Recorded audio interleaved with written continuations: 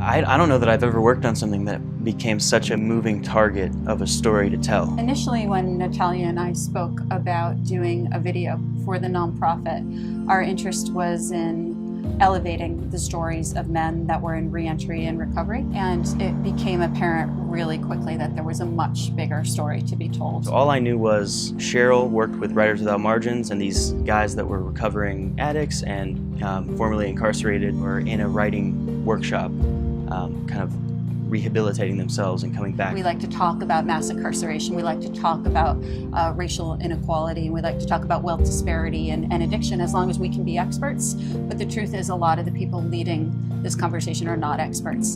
And our goal here was to put folks at the forefront of a conversation who have had the most experience and therefore have the most expertise and belong at the table. Cheryl had trust built with these guys, and I'm just showing up, the film guy that's possibly going to be sticking a camera in their face and asking them questions. So I wasn't sure how it'd be received. We just jumped into the class and did some of the, we analyzed a poem and we did some writing exercises, and I could see the good it was doing in those guys, and I was just, honestly, I was really taken aback by how kind and welcoming and respectful they all were, and there was just an energy in the room that something good was happening. There are a lot of TV shows and films that deal with addiction, but I think that what's so different about this is their addiction led them to a life of crime. You can see in their stories what leads them to prison, but I think that what we're also able to exemplify here is what happens when they get out. My recollection of shooting this project is that it just never stopped changing.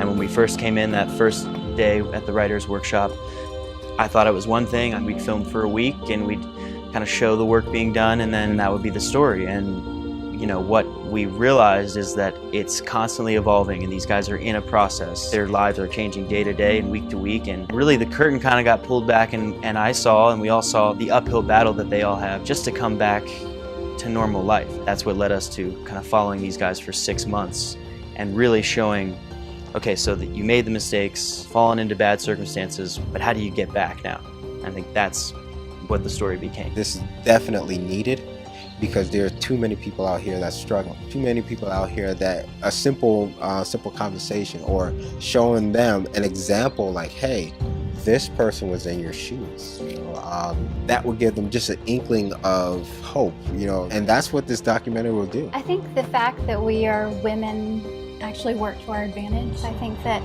the men really opened up to us and didn't feel threatened by us. They had come from a very male-dominated, rough, hostile world within the prison system. And so I think that in many ways we were sort of a breath of fresh air. This is a movie that on the surface is about men, and in so many other ways it's not about men, right? No, yeah. It's, you know, a human story. It's such a human story. What makes this so different is that it's not a story about people told by a film crew. It is their stories told by them, and I hope that we've just been a resource to amplify those stories. I have so much respect for the response and the commitment that these guys have. This documentary would definitely say, hey, these guys, look at these guys.